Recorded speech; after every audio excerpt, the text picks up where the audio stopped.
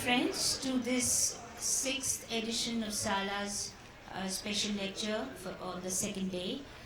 The festival is special because all of you have shown incredible loyalty to Sala. And we start this afternoon's conversation with the moderator initiating it. Dr. Anjali Arondekar is a Peggy and Jack Baskin Foundation Presidential Professor of Feminist Studies at the University of California, Santa Cruz, where she was the founding director of the Center for South Asian Studies from 2020 to 2024. Her research engages the comparative histories of colonialism, caste, and sexuality with a focus on South Asia and the broader Indian Ocean world. She's the author of 2 award-winning monographs on the British and Portuguese colonial South Asia. Dr. Arondekar is currently working on a 3rd project, tentatively titled Oceanic Sex, Archives of Caste and Indenture. That couples the archival forms of indenture with the oceanic voyages of caste and sexuality. And with that, let's welcome our panelist on the stage, Mr. Devdutt Pattanaik.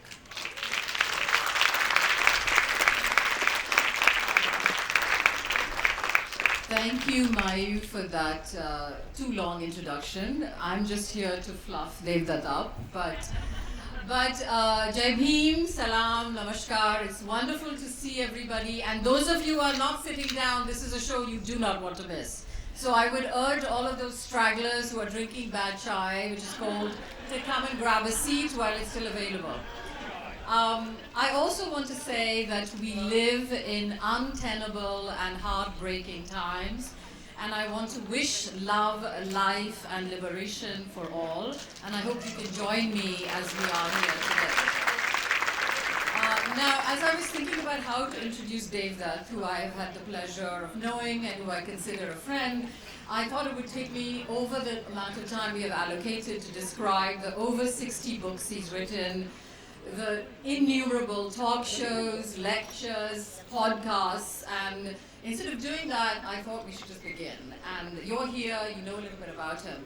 I just wanted to say that the first time I met Devdutt, he jokingly said, I'm a former medical communicator and a mythologist. And I was telling my 18-year-old, I'm going to interview a mythologist, and because she's just starting Berkeley, she thought I said mixologist.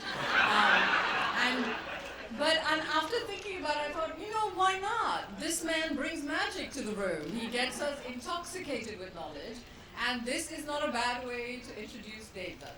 So without further ado, because we have so much to talk about and such little time, I want to begin. So Devdutt, I know that most people who are here know your work or have some sense of you, have heard you. So instead of me asking you a set of stock questions, like tell me what your themes of your work are, I wanted you to tell us a story that I've heard you say many, many times, but in different versions, which is, how the hell did you get here? And I don't want to ask the good Indian parent question, which is, as a doctor, why did you? I'm a historian, I make no money. So, but more, what brought you to this magical, compelling, intoxicating world of mythology, as someone who's a medical practitioner and a man of science? Well, the simple answer is money. There was no one else doing it. I saw an opportunity in the market and I grabbed it. The point is, so I studied medicine and I worked in the pharma industry for a long time, and this was my hobby. This was something that I did in my free time. Like, we all have hobbies. But over time, I discovered that I knew much more than the writers I was reading, because I was reading different writers, and I realized the writers don't read each other. And you suddenly saw patterns and thoughts and ideas, and I was surprised at how people were approaching Indian mythology, Western mythology. Nobody knew about Chinese mythology. Nobody read Japanese mythology. So I realized that when people would talk about certain subjects, they really didn't know enough. The denominator was missing. And so I would write on my own, and it was just my fun thing. But then over time, it was very organic, because in a party, somebody meets me and says, we want you to write for our newspaper. Because I write newspaper columns, somebody else says, a publisher approaches me and said, we want to publish a book. So I've really never approached a publishing house. All my life it just happened organically because my work sort of interested a lot of people. And that's what really took me there, because for a long time I was working in the pharma industry till about 2007, and then I got a job in a think tank which told me to do this full time. And so for the last 15-20 years I've been doing this full time, but until then I had a day job, I did a work, I earned my money, I was on a partnership track, and I thought that's what I'll do, and weekends I will do my mythology. That was my sorted life. But then things just turned, and then everything turned dramatically, and India changed, and everything changed, and I didn't realize there was so much thirst of knowledge. So I'm quite surprised it has happened, but I'm glad it has happened. So it's just happening. I think you said something very critical as you were describing, and I think, not giving it enough credit almost, but you said India has changed, right? So I wanted to hear a little bit about. We'll get into the nitty-gritties of some of the big themes that animate your work, but I wanted to hear a little bit more about, as someone who's been doing this for quite some time, and in case you don't know, Devdutt is also someone who traverses publics at a dizzying scale, right? He writes for children, he makes businessmen think they're smart, all folks here due respect. But jokes apart, you have a way of reaching so many different audiences, right? But that way of reaching audiences has also changed in the last, I don't want to specify a particular date, because Congress is also the opposite of progress, so there is no real solution. But can you say a little bit more about this journey towards mythology? How it changed for you over the years, but also that you also are you have a degree in comparative mythology. It's not something you just read at the side and decided you were an expert, right? So. Yeah. That's a different conversation. Because whenever somebody talks about the degree in comparative mythology, I smile because I used to lecture the professors. So, because the reason is not the diploma, it's just because if you don't have a certificate, nobody takes you seriously. That's where you make more money and I make less money. So that's a conversation for another day. But so the real change happened is because around 2008, the big bazaar and retail was opening up, and the person who called me to the think tank, Kishore Biani, said, I talk to investors, they don't understand India. I need someone to explain India to them in a language they understand. And so that's what I would do. I would talk to major investors, venture capitalists who would come to India, and they would expect business to be running in a particular way. And I think that led to, I don't know if Lakshmi is here, but the first TED Talk in India happened, and I was the first Indian speaker going there. And I remember that incident because they didn't think Indians were good enough. So they got, the TED Talk, the first speaker was not an Indian. And we were all sitting on the sides and said, why is not Indian starting it? And they said, no, we're not sure whether you will match the international expectations. So when I was going on stage, I had Malika Sarabhai and I was like, go girl, do it. And so that was my TED Talk. I don't know if you've seen it. It's a 2008 TED Talk where I compared Western mythology with Indian mythology. And that sort of took it off because people don't understand how the West thinks. So we use words like colonialism and West and Western ideas. We know it, we feel it, but we don't know how to articulate it. And I produced a very simple toolkit to explain it. And then Chinese mythology, of course, nobody was interested until recently. And then you present it in a simple way so that it is functional and useful. And I think that got a lot of the corporate world excited about my work. And I would see, modern management practices. And if you're a mythology student and you read modern management, which is only 100 years old, you realize that it's based on the Bible. It's completely based on the Bible. And I said, is it possible to have an Indian model of business? So I looked, because I'll give you an example.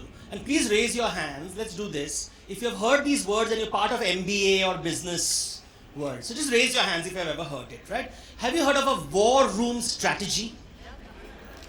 Market penetration? Oh, I like that one.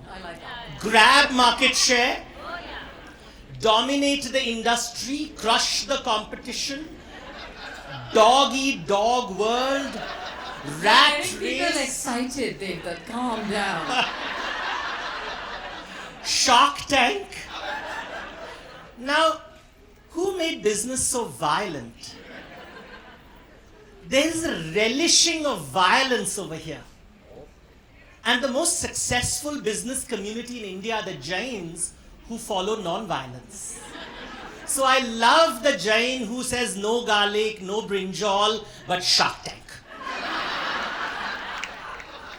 And I'm like, this is what made me aware, when did business become violent?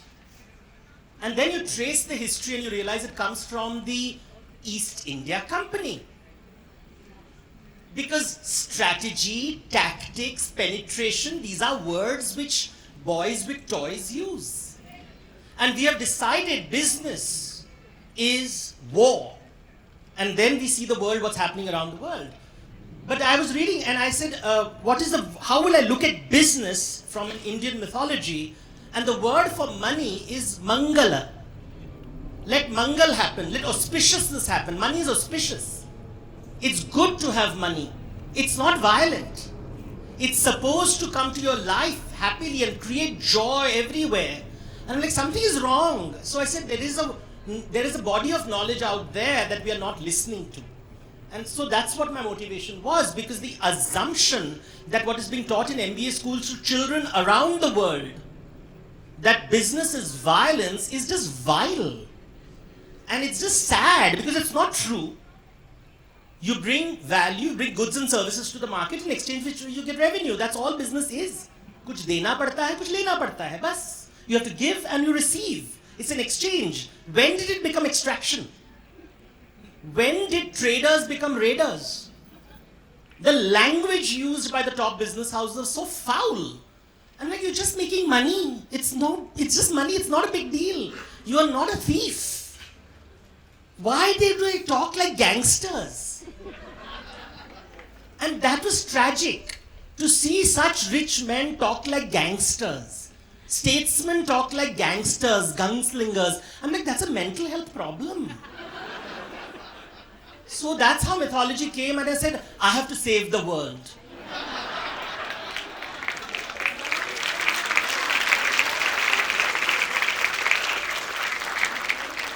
Okay, people, don't give him this much love, okay? Hold it. I'm going to wind them up a little bit more. Now, all this talk of capitalism is giving me a headache, but I will stay with you as business is joy and whatever. But I do want to ask a more complicated question, which is that, you know, the Business Sutra book, which is, if you have not read it, is one of the ways in which these ideas really translated, I think, across India, quite frankly. I wanted to ask you how you were able to negotiate your own extractiveness, right? And again, anything I ask Devdutt is in spirit of Jugalbandi and Guftagoo. It's not an antagonism. I'm here to learn, but I'm also here to push it. So, meaning you know, when you're using, you say mythology, but the mythology that you were mostly drawing from was mythology from the Vedic texts, etc., and a lot more because your knowledge is very vast. But you were also coupling a form that was not necessarily monetized or used in the ways in which you are inviting people to, which was also something that was new and also made a lot of people uncomfortable, right? So I was wondering how you negotiated that. I mean, I remember when that book came out, you know, talking to a lot of colleagues and friends, and people were like, oh, this is great, but, you know, it's also a little bit, it's making me uncomfortable. Like, he's using, again, these are not my words, he's using our mythological forms and extracting them and giving them to these businessmen who have no moral canvas. This is all, we're all circling around cliches, yes, right? But you also did your bellicose dance of capitalism, right? So I wanted to know, and I know you're a very thoughtful person, and these are questions you think about all the time. So say more, because part of what you learn from reading Devdutt's work is that he is intellectually curious. You're a scholar, you're deliberate, and you know, so how do these two things work? How do you sell and think at the same time? See, Lakshmi is the goddess of wealth, and Saraswati is the goddess of knowledge. Saraswati enables the arrival of Lakshmi. If you have knowledge, you know how to get the market to work for you. But when Lakshmi walks into your life and money comes into your life, Saraswati tells you what relationship you're supposed to have with money, otherwise she will drive you nuts. So I never used the word capitalism. You did. Lakshmi is for every human being. We live, it is food, is at the heart of Indian mythology. So when I read the great philosophers of the 19th century, Vivekananda, Aurobindo, none of them spoke of the kitchen. None of them spoke about food. Food is anna. So the money as a concept is 2,500 years old. But food has been around even before human beings existed. And life is about acquisition of food and distribution of food. Animals grab food. At best, they'll feed their children. At best. But humans have the capability of acquiring food and distributing food. When we say the word capitalism, we focus on the acquisition of food.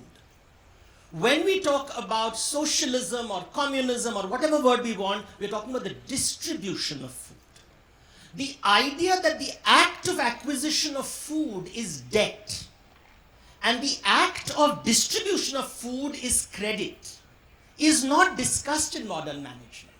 Therefore, I never use words like capitalism and socialism. These are words which come from another continent.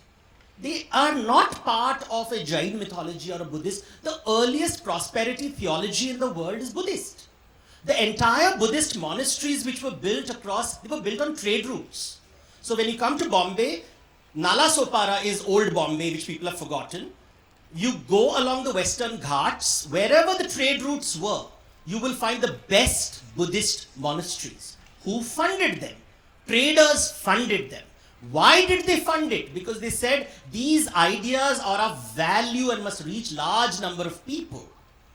So that is how the art of India emerged. The person with the money, even today a Jain businessman is told he has to build temples. He has to fund manuscripts. They have forgotten why they are doing it. They just do it because we'll get good luck, because, and of course that's the easy way to get them. And you just tell them, pay money and you'll get good fortune. But because of that, you have these gigantic artworks of the Tirthankaras across India. You have fabulous manuscripts which tell you the philosophies of Jainism. I have access to them because those rich people funded it. Otherwise, once you acquire wealth, it becomes addictive. It's like a dopamine rush. Why would you distribute it?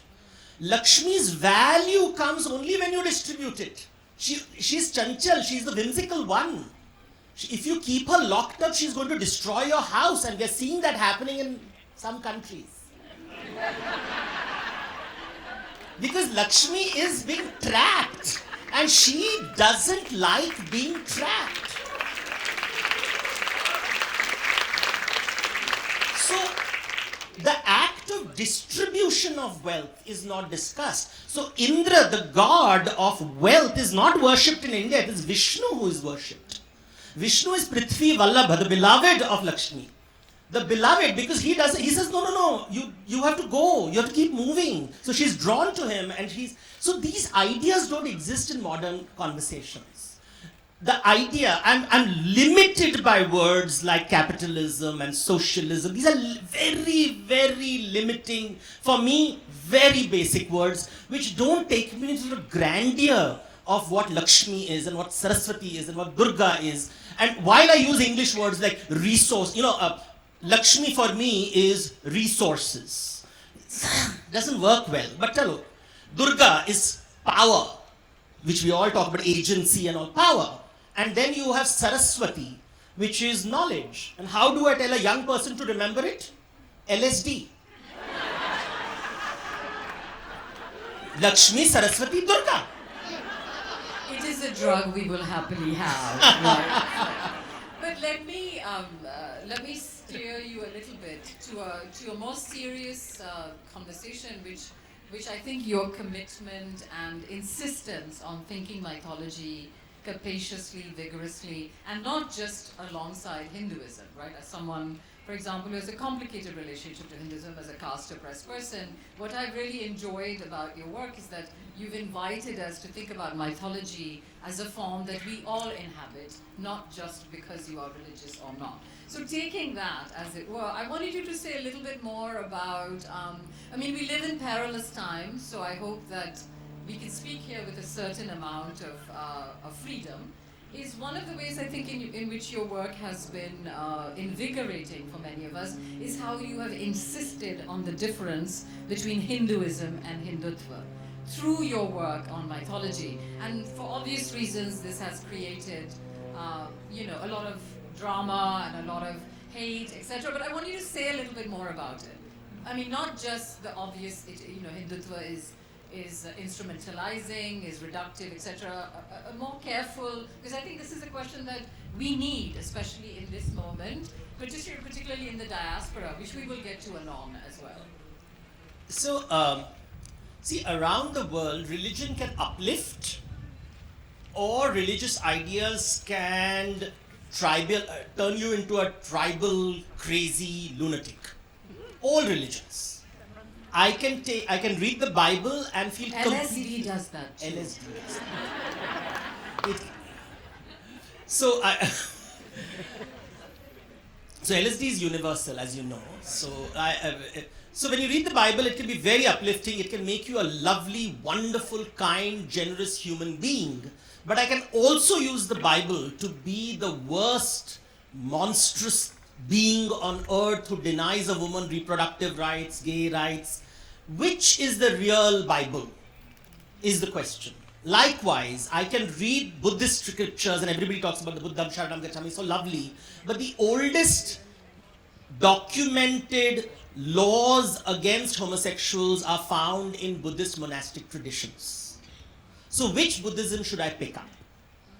Likewise, if I read Jain literature or Chinese literature, so everywhere in the world I can pick up something and find something that elevates me, and by elevation I mean enables me to deal with people who are different from me, or contract me, compress me, turn me into someone who is terrified of people who are different from me and therefore want to destroy them. So the point of Saraswati is to expand your mind. The original meaning of the word Brahman, unfortunately, is expansion of the mind. Brah means to brihad, to grow, and mana means mind. Of course, now when you meet the Brahmin, you are like, really? How contracted are you? So it's really a contracted being whose name means expansion. It's like someone who's anorexic and dying talks about obesity. So that's the tragedy of words. But so when I deal with, Hindutva, by the way, is 2023. After that, it's Sanatan Dharma. The new word is Sanatan Dharma. Hindutva is cliché, old school. Next year we'll get a new word. For sure. So we'll find some new word, and because they're not sure what they are. Most of them don't know what they are. They know they hate. That's the clarity. All you have to do when you deal with a Hindutva person is to show him, if you want to be his friend, find what he hates and agree with him. And you want to make him irritated, talk caste. And really irritate them, just tell them, did you know ghee is animal fat? How does that make food vegetarian?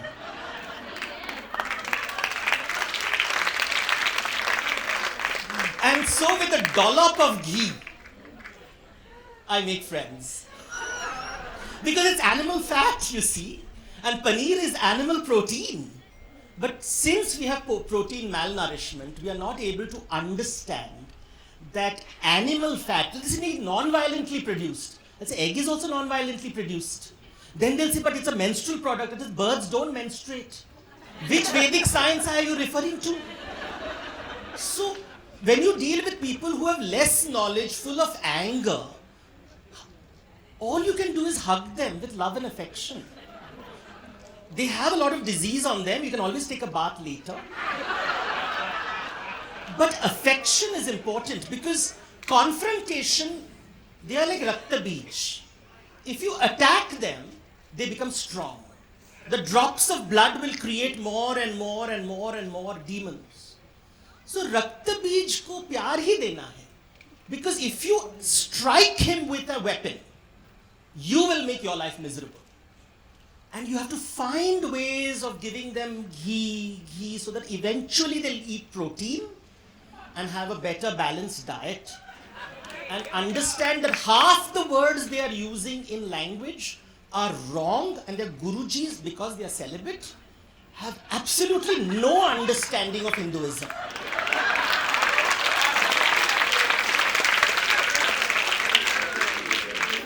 If this is being recorded, you might want to edit out what I'm just about to say. But as Devdutt and I were joking, Mera Ha Jagannath, right? So we want to stay away from that. But I mean, Devdutt, I'm so grateful for your humor, your ebullience, your desire to always stay with the idea. But I also want you to say a little bit about how this is extraordinarily difficult, right? I mean, as those of us, I mean, I am a historian of the 18th and 19th century. I work on caste and sexuality, two things that appear to not be matter to anyone except the people who inhabit it. And it is becoming increasingly difficult for those of us who work in India and or anywhere to speak in the ways in which we want to, right? And I think you've somehow managed that balancing act with more elan and joy. But I also want you to say a little bit about what are the challenges. I mean, you made it seem so seductive. And I'm falling for it. But we are a gay, so it was not going to work. But I do want you to say a little bit, because I think sometimes, you know, and Salil Tripathi is here, his wonderful book on Gujaratis is a story, is a genealogy, but it's also a cautionary note. And I want you to say a little bit more about that dual energy, if you will. So I have been writing since the 1990s, long ago. And before 2014, the so-called left-leaning people insisted that I was right-wing. After 2014, the right-leaning people think I'm left-wing. So I think I'm Sabyasachi. So it's ambidextrous. So आप हाथ के बारे में बोल रहा हूं, मैं बोल रहा कौन सा हाथ? Which hand? Left or right?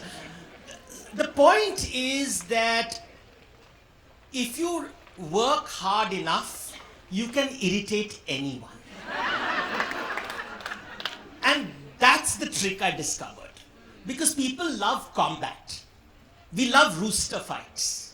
We love the Arnab show. Because जब दो बैल लड़ते हैं, then everybody feels the gladiator games happens. And everybody wants gladiator games. And I refuse to indulge that. So many famous lit fests banned me because they were told I was in the hit list, that you will not be there. So I would always say they are poor people. Because Lakshmi to mere paas hai. My books sell more than anybody else. My lectures cost the most. And only those who can afford me can call me. Poor people won't call me. So I positioned myself as someone who the poor people can't afford. So those who don't call me are poor people. Sala is rich.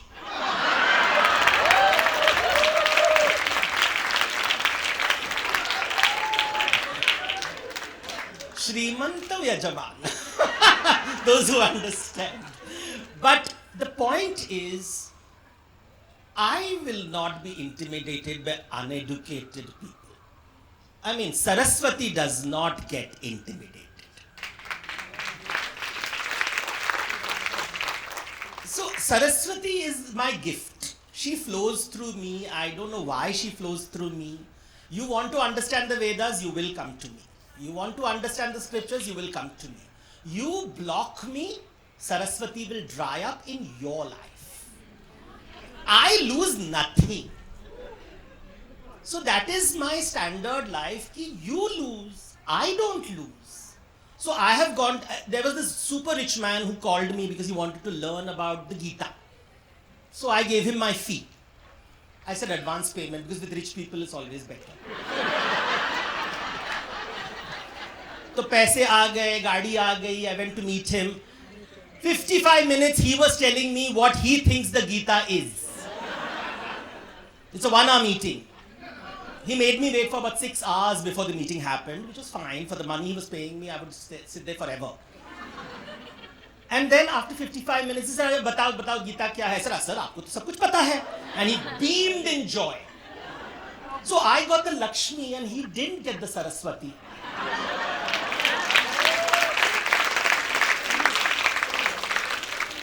So that's how it works. So I've approached extreme left-wing newspapers and said, I would love to write articles for you, don't have to pay me. They have said no. I have approached extreme right-wing newspapers who blocked me through campaigns that we will not. And I said, don't charge money, take my articles. No. So the left has blocked me, the right has blocked me. When I wrote in English Economic Times, one of the Hindi journalists said, "Aapke articles bahut achhe hain, we want to put it in the Hindi newspaper." The Hindi editor said, "Ye adhyatmik hai, this is spiritual, we will not put it in the economic section." I said, in English it is in Economic Times. But our Hindi readers cannot understand all this. And therefore the gatekeepers decided. Today, the owner of Dainik Bhaskar called me many years ago and he said, "I want your column in my newspaper," and I write it. But it's still very adhyatmic because the English newspaper sees the business potential of it and the political potential of it and where am I taking it. The Hindi newspaper refuses to. And I'm like, until I did my Devlok show in Hindi, nobody in Hindi world knew me. So I have seen gatekeepers everywhere. On the left, on the right, in academia, non-academia, business communities. But Saraswati will find her way. She will find her way. I was very clear I have to pay my own bills. That was very important. For that, I did everything that was necessary. So you can imagine I was on the streets and now I don't need to walk the streets. But you can find his pay card later. Later. Keeping with the Saraswati that we are not paying as much for, but we still want to learn from, I wanted you to, give us a few examples of some mythological figures, and I'll pick a few of my favorites just because there are too many and we have too little time, that are tied to some of the controversies you both court and you find yourself in the middle of. And of course, the two of them are around caste and gender, right? And as I said, I'm not interested in correctives or saying you're wrong, I'm right, but I'm more interested in how you're thinking about these. Sure. And Devdutt just gifted me his new book, which is a meditation on Hanuman, and I wanted you to say a little bit about the figure of Hanuman, because you wrote about it, and it was also something that I have already laid my cards. I am someone who studies caste, and I am a caste oppressed person. I was very intrigued by your reading of Hanuman, which for many of us is a very complicated figure, right? So say a little bit more about Hanuman. So see, Hanuman, it's a long history of Hanuman. It starts with the Ramayana, but he's also present in the Mahabharata. But the Hanuman that we see today is 500 years old. Before 500 years, you do not see independent images of Hanuman across. So it's really during the Mughal times that Hanuman as an autonomous deity becomes very powerful. He may have been a folk deity before that, but we really don't have enough evidence about it. But Hanuman as a character is around over 2,000 years old, and he's an awesome character when you read the Ramayana and Mahabharata. And every time, the reason I got excited and interested in Hanuman is I saw a children's cartoon which showed Hanuman as very popular amongst children. Children loved Hanuman, and they always showed him with a weapon in his hand, a very violent weapon, and beating up demons, because that's what superheroes do. And since American superheroes beat up supervillains, Hindu gods also need to beat up supervillains, because that's how Hindutva thinks. Whatever happens in America has to happen in India. So I saw the Hanuman thing and I asked people, when you think of a Sanskrit scholar in Ramayana, who comes to your mind? And I would hear Ravan. I'd say, not Hanuman? I said, Hanuman, Sanskrit? I said, okay. Then I would ask, do you know of a musician in the Ramayana? And then they'll say, I said, Hanuman. Poet? Hanuman. And they were like looking, because all you see in the temple is a muscle man holding a stick, holding a mountain, because that's the PR department, right? Because you love this powerful being and he's Sankat Mochan. So basically, universal help desk. Call up and he'll solve your problems. Why will he solve your problems? Because वो राम की सेवा करता है. That's, I always ask people, what is Hanuman's ambition? And they say, Ram ki seva. I said, kyun? Like, why? What is the return on investment? Why should he help you? No answer. Why should Hanuman help you? Because you're singing his chant 3,000 times, he's not your boss before appraisal. Because that's what you do before appraisal, right? You sing his arti 3,000 times and then you get appraisal. So that's what we do, आरती करते रहो, उसके बाद भगवान कुछ दे दो मुझे. So Hanuman was very interesting because you ask these questions, and then in recent times, Hanuman images have started having a Janayu. But I also know in South Indian images, he wears a bell on his feet. And when you wear bell on your feet, it means you're a Dalit. Because the bell has to ring to point out that you're entering the city so that everybody can run away, so that your shadow won't fall on them. So I found this character very interesting. He's not human. He's a monkey, but then somebody, some American Indian, loved, what is it called? Planet of the Apes. And decided that Hanuman is like that. But he forgot that apes don't have tails. And apes are not monkeys. So then they had a problem because they loved the ape image, but it doesn't have a tail. So I saw these people imagining Hanuman in different ways, but not able to see what Hanuman is. So you're seeing what you want it to be. He has Janayu, he has a bell, but he's not a... And I found that very fascinating. How we don't see what is being shown very clearly in the scriptures.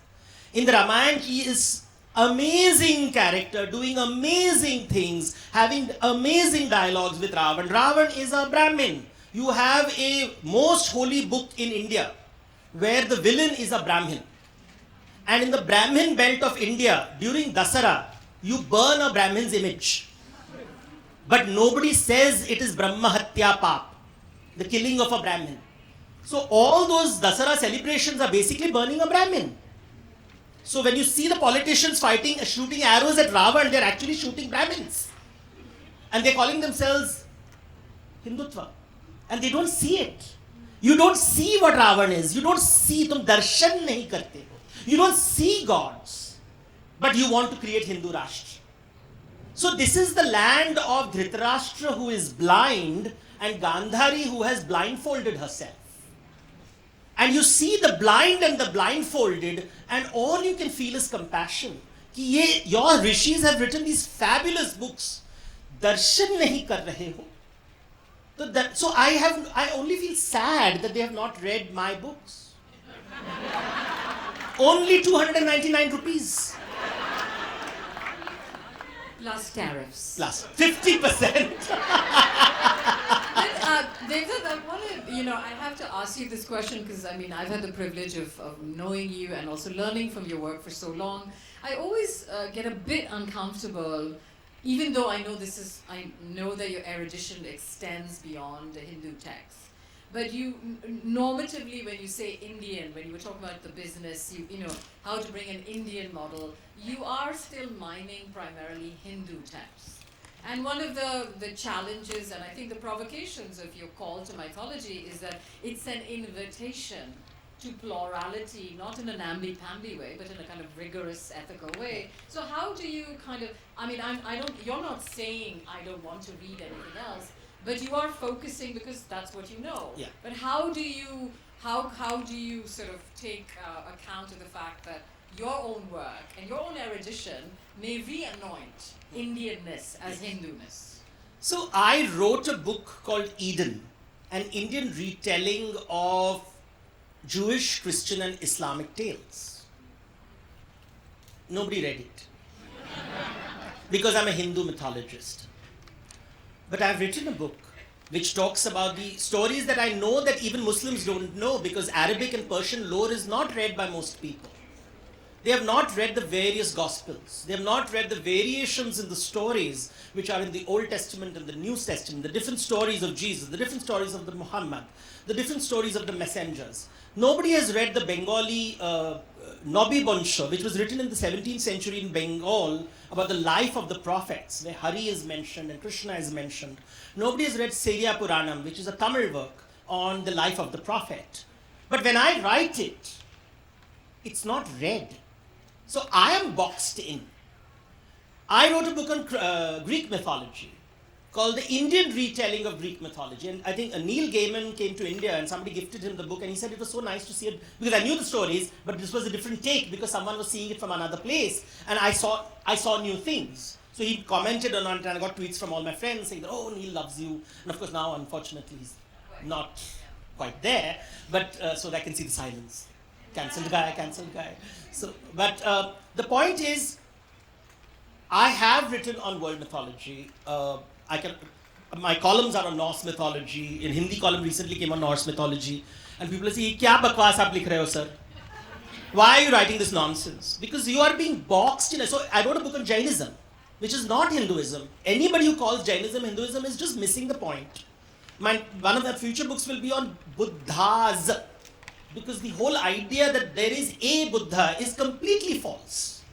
And the multiple Buddhas, and how many people are told that when the Mongols sacked Baghdad, the image they carried with them was a Buddhist god called Mahakal. And there was a Mahakal temple in China till the 1920s. But that Mahakal, of course, you tell it to the Hindutva guys, they'll say it's Shiva. It's not. It's a tantric Buddhist god. Mahakal who kills a demon called Rudra. So these things I can write and scream, but at the end of the day, my audience, who pays me money, says, sir, thoda hamara Ramayana Mahabharat bata dijiye, sir. So you are forced and you try to stretch the envelope, you try to talk about a Habil and Kabil ka story, but they are like, acha, very nice, but Sita ke baare mein bataiye, sir. So you are boxed by your readers yourself, so you have to play the gallery also. You play the gallery, that's where the money is, I have to pay my bills, so I'm okay with it, but I try to, because the denominator of your subject is how much you have read. The more you read, the refined focus happens. How refined is your thought is a function of how much you know. So if I don't know Chinese and Japanese mythology, so when I read an Ikigai book, and I'm like, if there's such wonderful Ikigai book, why is Japan so xenophobic?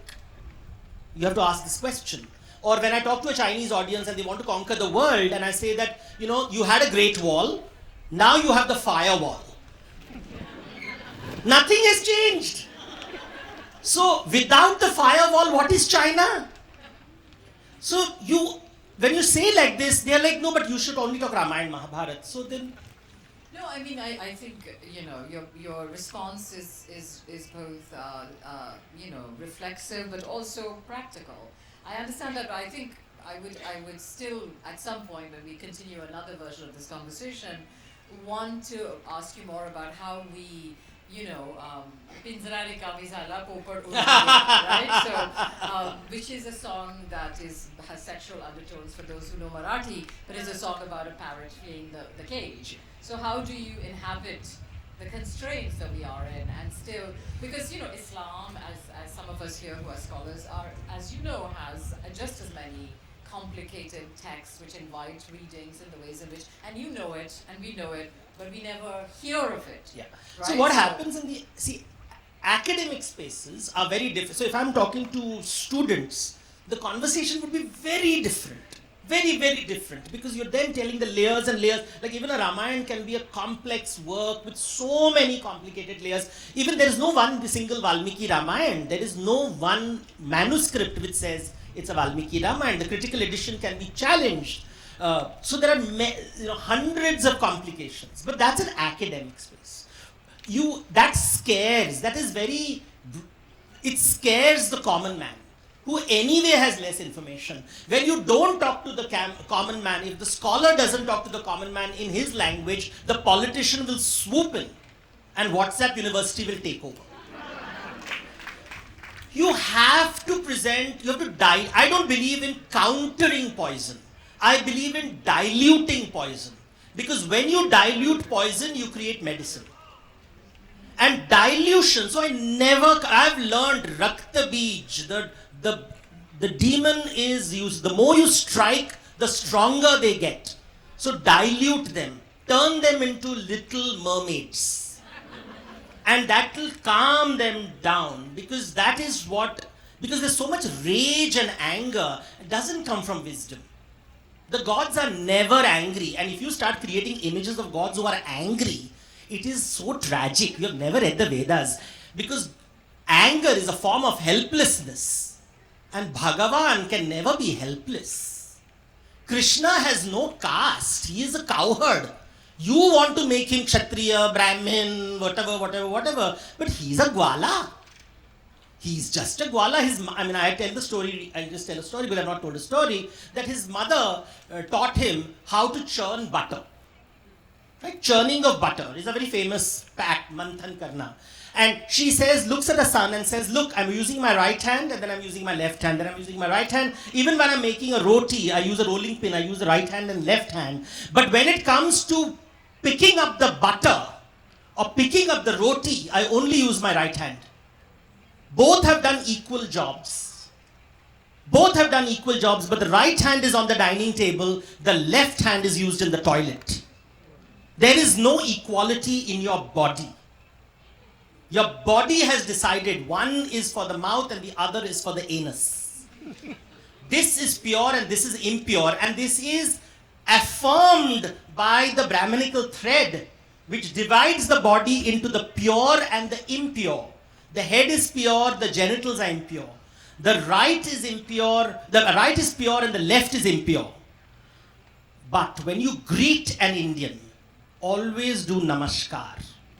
The left and the right have to be brought together. Otherwise, you invisibilize the people, your left hand, which keeps you clean. India forgot this. And therefore we suffer. Because if you do not respect the left, well spoken.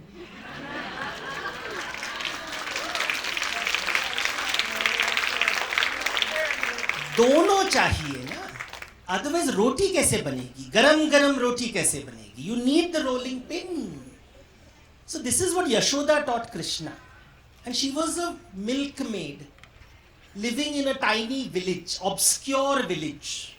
You don't need to be a Brahmin scholar to know this. Brahmin scholars will create the Janai, but the milkmaid knows how to make butter. Let's enjoy the butter. I know we need to have a few minutes for questions, but I wanted to end with one question that given where we are.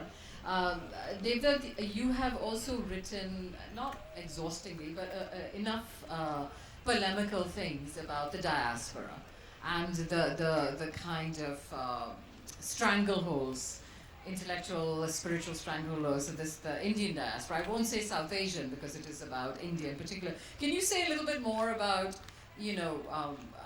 what you was referring to? I mean, for those of you who have not read this. I don't know which day you're talking about, because on some days I like and some days I don't like. No, I mean, there was a very famous, we live in a world in which everything is both viral and then forgotten the next day. But there was I remember one of the many controversies that you were involved in was around you sort of talking about the white saviors that the Indians. So, but beyond the kind of politics of reclamation, I wanted to understand how you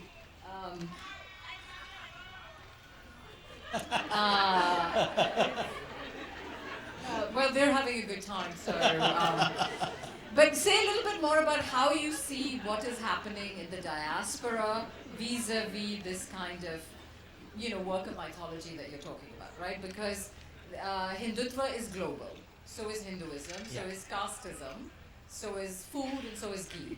So say a little bit about now that you've been here.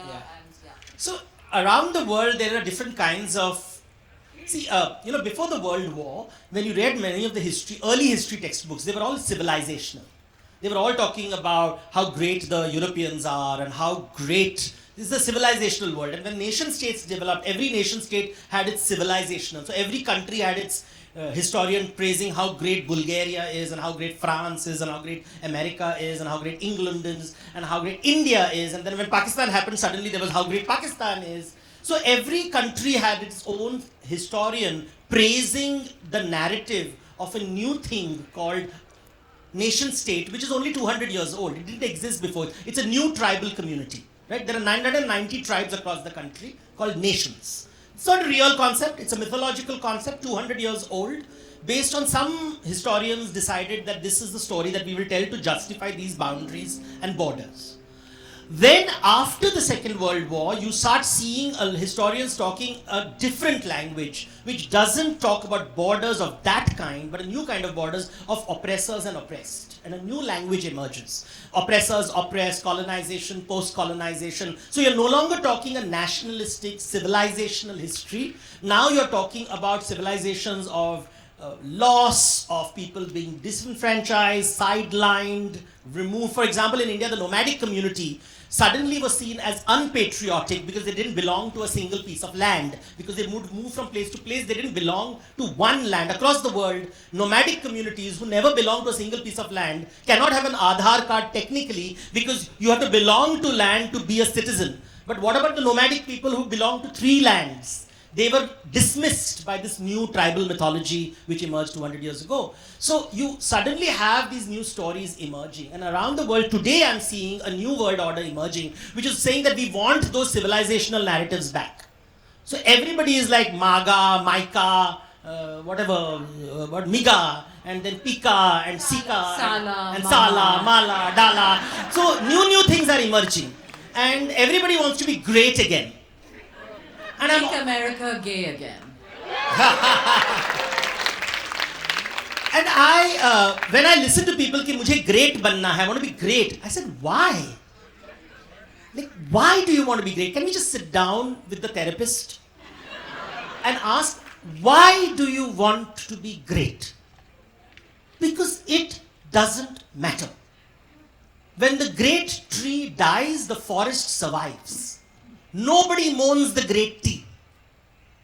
You want to be great for whom? Your mummy and papa. So this obsession with being great, of being this great, it makes no difference. When you are dead, you are dead. All that matters is your will. The only reason your children love you is because their name is not yet on the will. Mummy papa से आज्ञाकारी पुत्र कुछ नहीं है, धंधा पैसा लो पैसा. So this idea of greatness is such a pathological idea. Why do you want to be great? The mango tree doesn't want to be great. It just produces great mangoes. Focus on producing mangoes so everyone can suck on you. What a lovely thing to be. And not be remembered. Nobody will remember where the juicy mango came from. Okay, we want to make achar at the end and not mango sweetness for the moment because we only have 5 minutes. Okay. And as you can say, you have so much to learn from Devdutt and we could go on and on and on. And but I want to be mindful of the audience. And he has thrown the gauntlet down. Don't make yourself great, make him look great. So we have time for 2 questions. So make sure your question is a question and not a comment. So let's start with you. Please tell us who you are. Can someone Get the mic. the mic to our audience? I do have a very loud voice. No, but you need the mic. Okay, you can take mine. Take it. Take mine. No, there you go. Thank you. Okay. I had a question and an invitation, but since she asked me who I am, so I'll do the invitation first. I'm part of the organizing team of the Hyderabad Literary Festival. Happened to be around here by coincidence, and I happened to stay back for the Sala Festival. And I'm enjoying it. I'm glad I'm here. So on behalf of the organizing team of the Hyderabad Literary Festival, Sure. please revisit HLF in January 2026. 2026, Vijay specially asked me to tell you. Okay. You had been there once. I'll do So please do that. My question is, I've always enjoyed your columns, especially when you take out some unknown facts and you compare across India the several images of different versions that exist for a particular idol or particular practice. It was very interesting and very nice for me. Of late on the Facebook, because I follow you, I find that you're being trolled and I don't like it. And I feel that probably it is because you are, instead of broad-basing your discussions, you are seeing, and it's my perception, I may be wrong, you're singularly attacking the Brahminical hegemony and and you being trolled for it. I don't want you to be, Got it. I got understand. into a corner with it. Yeah. What's the question though? The question is, why are you doing this? Why is this particular focus on attacking the Brahminical hegemony? Though I do agree that it has to be done, that's different. But you are painting yourself in a corner. That's all. So, before Devdutt answers, I'm just going to give the. We can take the second question. Maybe Devdutt, you can answer both. Since we don't have this question right. That one. Then So Devdutt, Sit around. you are intimidated.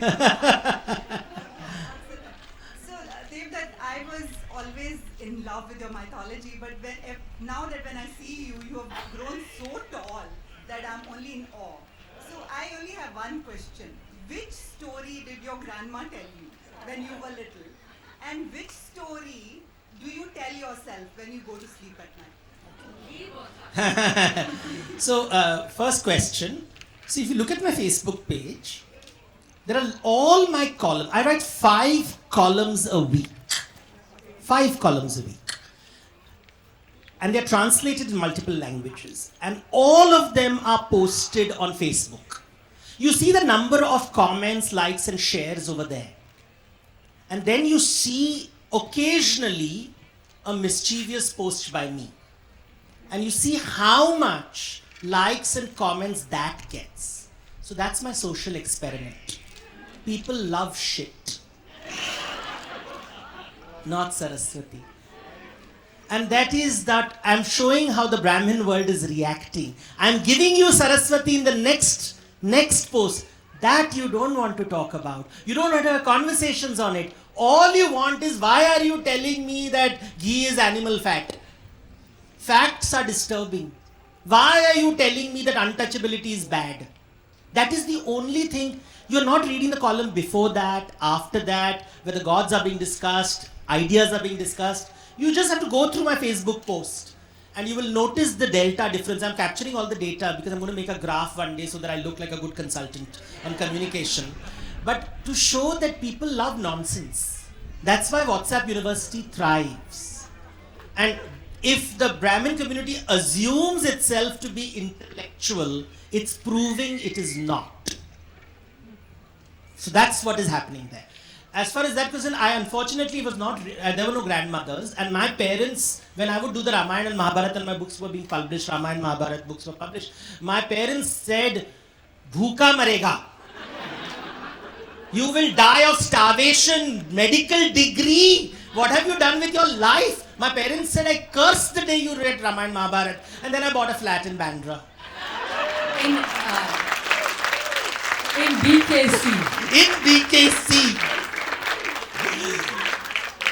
And Lakshmi always wins, no? Poor Saraswati.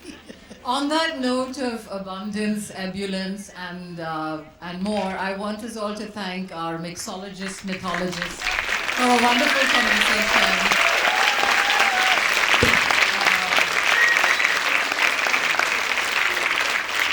And please continue to attend the rest of the wonderful panels that are happening for the rest of the day. Jai Bhim, and see you soon.